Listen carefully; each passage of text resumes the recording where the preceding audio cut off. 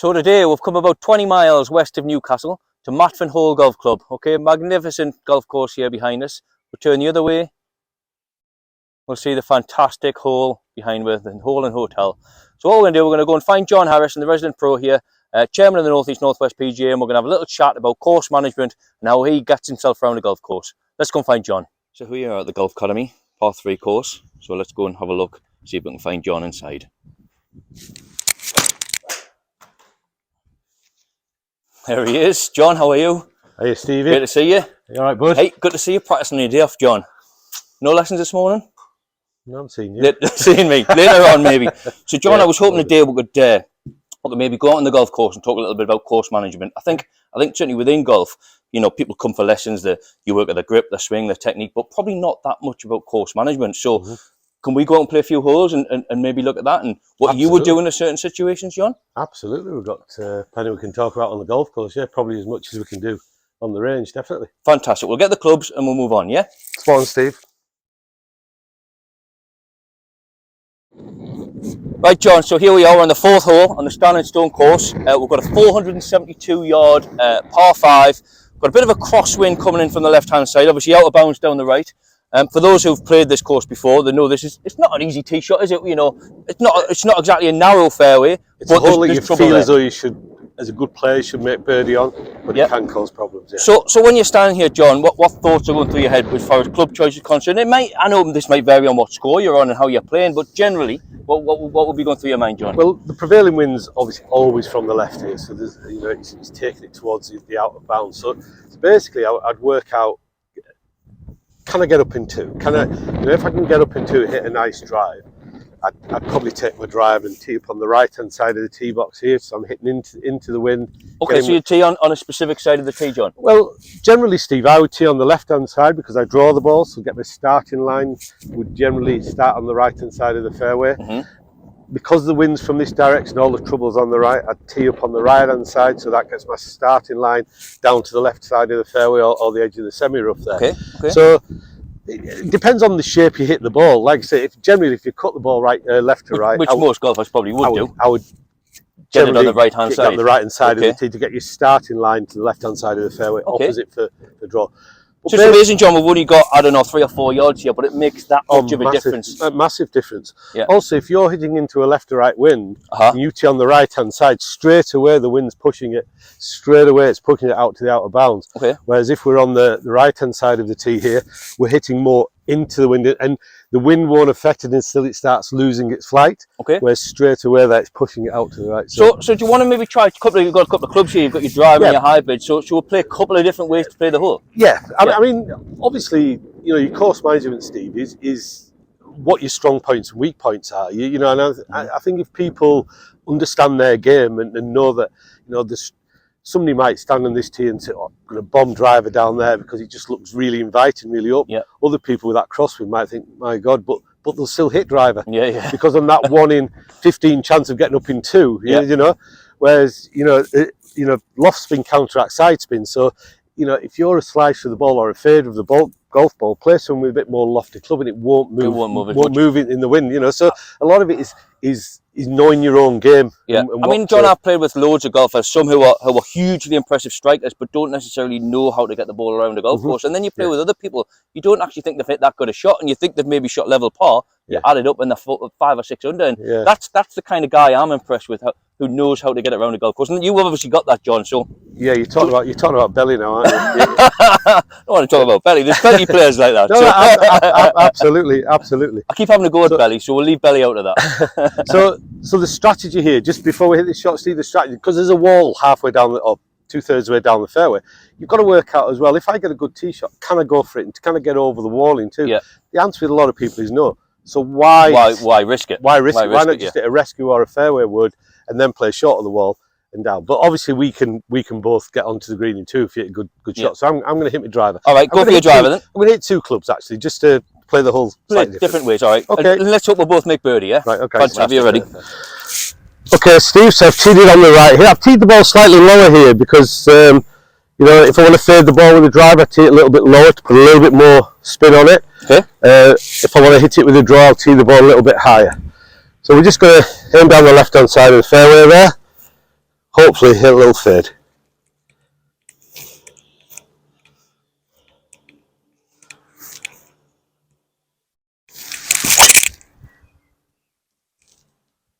Tremendous.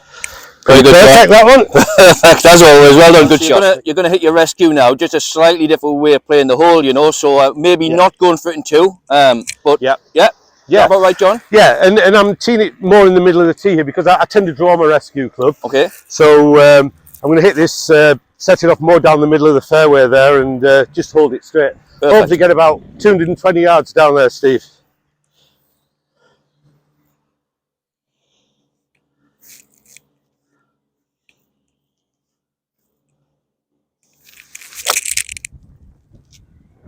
Touch left, John, but it's okay. It's coming back. That's fine. Yeah. That's fine. I'm not going for it in two.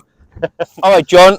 So here we are. This is your hybrid rescue club to here. I'm just looking here. Your driver must be 70 or 80 yards further down. So I suppose so far that risk of reward element's kind of worked. Yeah. So what club have you got here? What's your plans, John? Well, I've got about 250 odd to the green, so I'm not going to make the green with a 3-wood. But I've also the big problem. I've got the wall. Okay. It's about 220. Yeah.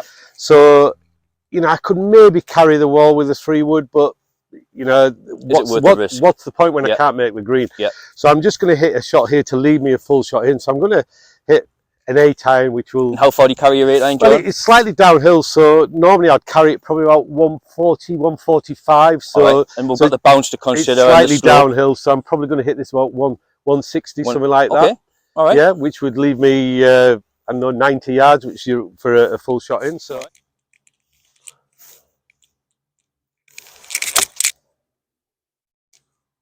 Ideal, John. Another great shot right down the flag. Not that matters, it's down the middle, that's the most important thing. Yeah, I think leaving myself the right yardage for my next shot, Steve. Yeah. This is a fairly narrow front to back green, so I want to be leaving myself a full shot to get some spin on the ball on my third shot. Okay. So I didn't want to, I could have got closer to the wall with a 6-iron or something, but then it would leave me a fiddly little shot which I couldn't spin. Perfect, right. Shot. Okay, Steve, so we've got, it's about This is the driver, John, isn't it? This is where the driver this is where the driver finished. Yeah. And about right for me nowadays. I've probably hit that, I've just under 210, so I've probably hit that 265, which is about my mark now, 265.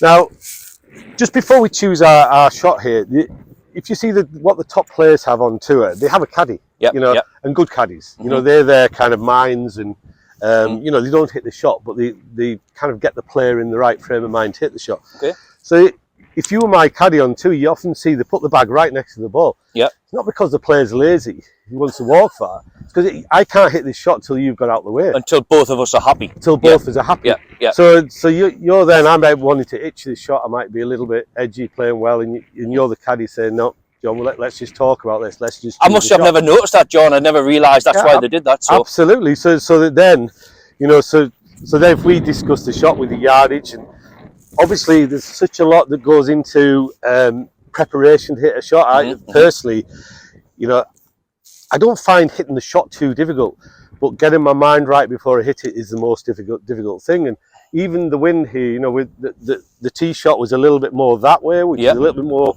into and a crosswind. Now we've changed a little bit more downwind almost. And people would just see this as a very straight hole. Yeah. You know, so even little things like that make a difference. So this is slightly more downwind than into the wind.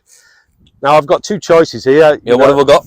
Well, we've got a 5-iron and a 4-iron. So, you know, the 5-iron, I've got it out, but I'm not going to play it. I mean, you know, perfect shot could probably reach. The thought of launching it up in the air on the left, using the wind and landing it like a butterfly with sore feet. You know, you know, I've watched some of the Greg Norman videos. I think that would be the perfect shot. If I was 20 years younger and I could hit that shot, yes, I would hit that shot. But the reality is that if I hit 5-iron, I can just see it plumbing in that front bunker. Okay, landing at 190, slightly downhill. So I'm going to hit the 4-iron and kind of just hit it over the edge of the bunker. To be honest, you know, again, obviously I know the golf course very well. If I'm just over the back, it's not a bad call because I'm pitching back into There's the a wind. good miss, isn't there, John? There's a good miss.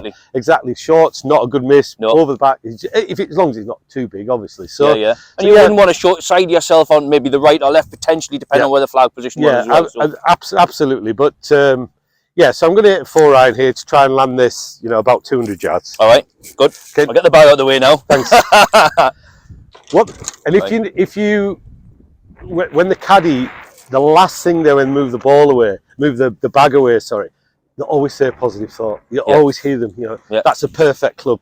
Good. Commit Good to swing. it. Good swing. Good swing. They always put that positive. Now, if we can put that that thought into our head, I often say to myself when I'm playing after 4 or 5 holes, if your caddy talked to you like you talk to yourself on the golf course, he wouldn't last very long, would he? Probably last 4 or 5 holes. Very true. You know, so if you're saying, you don't see the caddy throwing a club, do you? old, stiff, so or whatever, yeah, you'd send your caddy in. You know, so absolutely. So a lot of self-talk and trying to build yourself up. All right.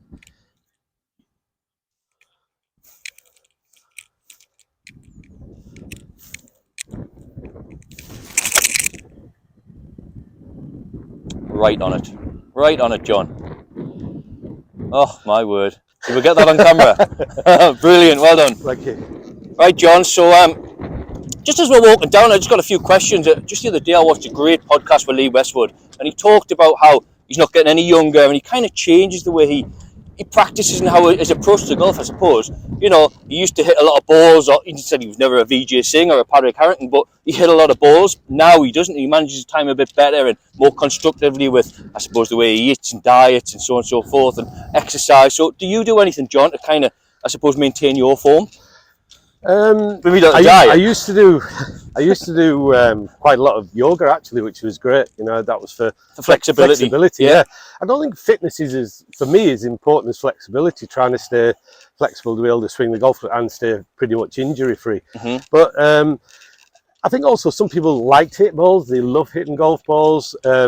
But yeah, as you get a bit older, you know you can't sustain that, and also you know when you're busy, you do a lot of coaching, don't you? Busy life as well. But yeah, I just like to pot around. I like to get an hour, half an hour, hit a few chips, especially if it's the day before I'm going to play a pro-am or a competition, and just literally, a few balls, few chips, just try and get my game feeling. I'm very much mental player in the sense that if I feel good, if my clubs are clean, my shoes are clean, I'm prepared and I'm feeling all right, I've had a good night's sleep or whatever, and the day before I've done a little bit, if I'm up there feel that I want to go and play golf, I generally play better. Yeah. If I haven't prepared or I haven't hit any balls or done anything, no. But yeah, as you get older, practice makes permanent, not perfect. So you want to be hitting fewer shots and more constructive, and more constructive. Where you make your scoring on the putting green, on the chipping green, do a little bit more of that than just smashing ball after ball. Smashing ball. I mean, these electric tees that were put on driving ranges are the worst thing that ever invented, because it's just another ball keeps popping up. You might not want to hit it, but another one keeps popping up, and they just hit ball after ball. And John, I got into golf from a friend. He just said, do you fancy taking up golf? And we had a go. Nobody in my family played golf, but obviously you come from a golfing family. You've got Steve, who plays, he's a professional. And also your other brother, Phil, who's a great golfer, got a great record in the Northwest PGA. And he's now he's CEO of the Senior Tour, the Legends Tour. That's right, yeah, that's correct, yeah. Phil's had a great career in golf, and he's played, I think, 7 British Opens, Amazing. And Phil was a great practicer. Phil kind of works very hard at his game, and not anymore, because obviously he's a busy guy with running the Legends Tour. But he was a great practicer. He loved practicing, loved grinding out on the range. That was the VJ Singh character. It's funny how we're quite different in the way that we play golf. He's that's why he played 7 British Opens. His qualifying skills are fantastic.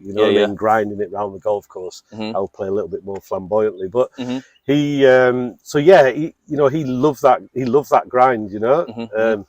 Whereas for me, I just like to potter around and get my game right. So what you've got to find out what suits you. Steve, everyone's different on there. I mean, you were a bit of a ball beater, in your time. You still like hitting a few, John. Yeah, they don't go straight as what they used to. Yeah, no, but you used to hit a lot of golf balls. Absolutely. And you could look back at it and say, was it the right thing to do? Was it the right thing to do? I agree. So anyway, John, we've reached the approach shot, so let's have a look. All right, John, so we've reached your layup here. So you've hit your hybrid off the tee, then you've hit an 8-iron in here. And we've got, what did we say, we had 105? 105 yards, yeah. So what club's that, John, for you? Gap wedge for me. Gap wedge, yeah. 50 degree. 50 degree gap wedge. And obviously we've got a couple of bunkers short, which is the no-go area, I suppose. Yeah. So any particular thoughts you're coming out with here? Or? Well, again, when I'm trying to hit my approach shots, I try and aim at the top of the flag. I try and imagine the ball coming down on the top of the flag, you know, because generally we don't knock them big, do we, with a gap wedge? We all play for the perfect shot, which is pin high, and probably don't hit it, don't we? So if you get it dropping on the top towards the top of the flag, they'll generally be a little bit shorter than that, you know. Okay. And if you flush one, it might just land past the flag and run to the back of the green. But I would say generally I'm more short than I am big with my pitching clubs. Yeah. All right, we'll have a go. Okay.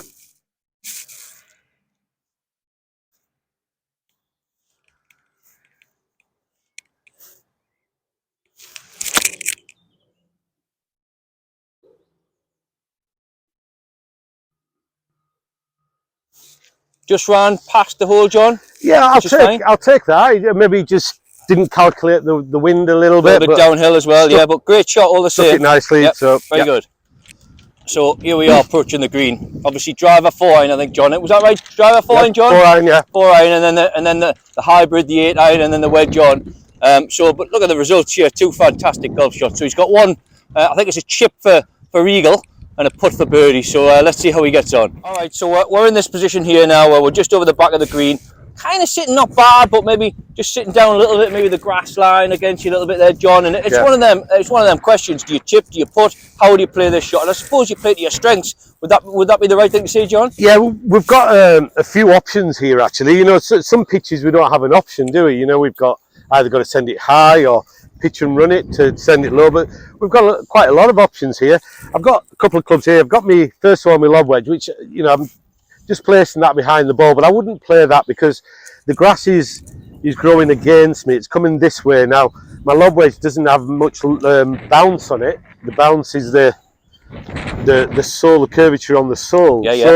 So the interaction with the ground is very tight, and it would kind of, and if I did a little practice swing here, I could feel it kind of sticking in the grass, Steve, you know, because of the bounce. Like going against the nap of a carpet almost, isn't it? If it was going this way, the club, you could see it would go through the grass there much easier. Yeah.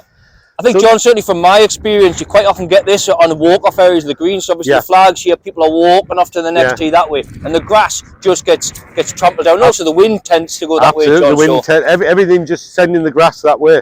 So if I then get my sand iron, which has got a little bit more bounce on, you can see when I play that, it goes. Can you see when it interacts with the ground? It just goes through the grass. The right club, absolutely. Compared to again when we did that, it just digs in a bit more. Okay, so I'm going to choose this club. The other option, which I might play if the lie was worse, I might play a little rescue club, a little run with a rescue club, because again the very flat sole goes through the grass. It's a really good tool for a lot of people to use, I think, when if they're not great chippers around the green. So yeah, I might even, if the lie wasn't very good, use that. But I think, John, a lot of people, though, they struggle with their putting, don't they? With their chipping, sorry. So they would, I would probably say 4 out of 5 people here of your average club golfer would go for a putter in this situation. But I did recently see you play golf, and this was up at Dunsmuir, one of our winter events, John. You had a great chip when you chipped in. You came out with a great saying. What was that saying again, John? You put to get it close. If you want to hole it, you chip in. You chip in, and you did chip in that day. Which well, it's true though. Your chip has more preciseness, and I think it's in the head again, that positivity of chipping in. Whereas you're putting it, you're relying on a few hobbles and bobbles just to get it close. Yeah, great. Well, let's have a look at this chip shot, John.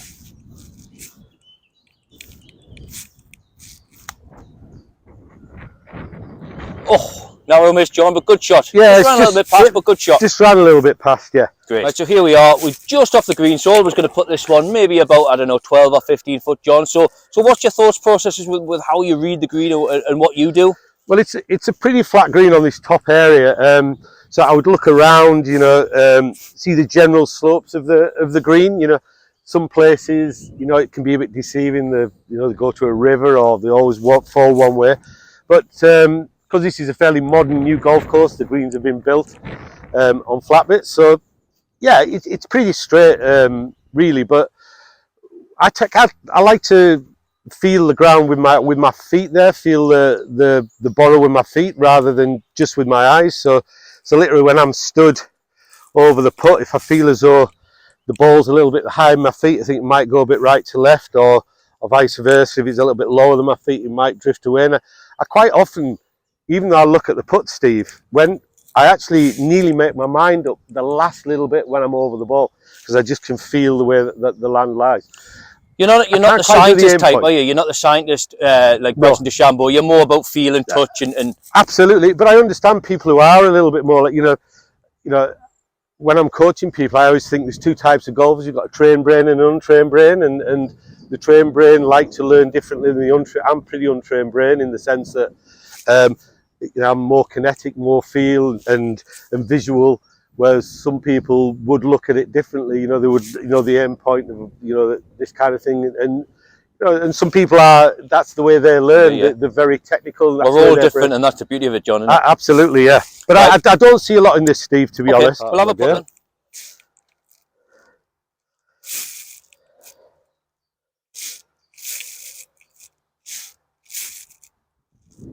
Get in the hole. There you go. Just down the right edge. Not bad though, John. Just pushed it a little bit, I would say. That's kind of, yeah, that was pretty poor, to be honest. I should be hitting the hole at least from there, but It's a gimme though, and it's a 5. it's a gimme. Let's see if we can knock this in. See if the risk and reward is paid off, John. Yeah. They say two things don't survive in this world, Steve. Yep. Dogs that run after cars and golf pros that leave themselves 5 feet putts for pars. This is for a birdie, so it's not so bad, but this is that kind of nasty little length. Come on, good stroke, that John. we feel as though we should knock in.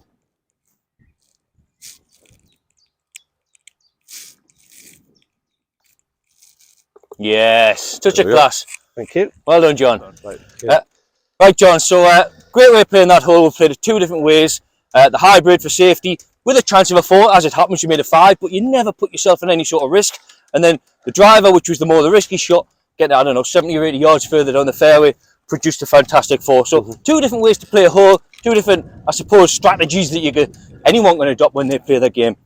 So looking ahead of this year, John, obviously, what do you have planned? You do a lot of coaching here at Matfen Hall. You play in the North East North West events. We've got a good full schedule. Do you plan playing everything or most things this year, John? Absolutely, yeah.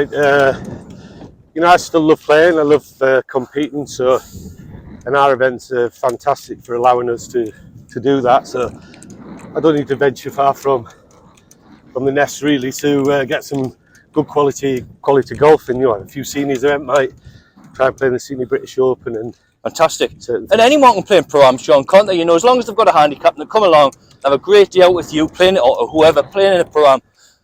So that's always an option for people, yeah? Oh yeah, absolutely. You know, I think we said at Turnberry, Steve, when we had the pro-am there a few weeks ago, that, you know, it's like a big family, it's a big society, really. As a golf pros, we're just part of that. Fortunate we can, you know, earn a little bit of money and get a card in our hands. But it's all about the amateurs. It's all about the amateurs coming and enjoying themselves. Absolutely. And having a good day. And we'll have some great trips, don't we? Like you say, the Turnberry one, we've got some others coming up later on in the year. So it's an interesting time for the area as well, John, and for golf itself. Obviously, we mentioned Lee Westwood before, and there's the Asian Tour thing that's on the horizon. We're not sure what's going on there, but I know that they're having the event in Slaley at the start of June. I think they're involved in the Asian Tour, so a bit of money going in there locally, which is fantastic for the area, John. Absolutely. Yeah, my nephew's coming up to play in it, actually. Jack. Yeah, he plays on the Asian Tour, yeah. Brilliant. So $2 million, I think, which is... Yeah, more than the DP World Tour that week, the Porsche Open, I think it is. Absolutely, yeah. So, you know, that's great for Slaley and for the area to see. And obviously a lot of Asian players. It's not, you know, don't get a chance to see a lot of Asian players, you know, in European Tour events. And they're quite intriguing players, Steve. I've played in Asia a bit, and they're very individual, should I say. And, you know, they can have some funny swings and what have you, but they can get the ball around the golf course. And if anybody wants to see some good golf, now to get the ball around the golf course. Probably doing delightfully what we've done today, John, I would imagine. Yeah, so, John, I really appreciate your time. You know, you're certainly an insight in how you play golf, and probably how a lot of people should conduct themselves on a golf course, and certainly would lower their score. So, John, I really appreciate it. Yeah, thanks very much, Steve. Thanks, John.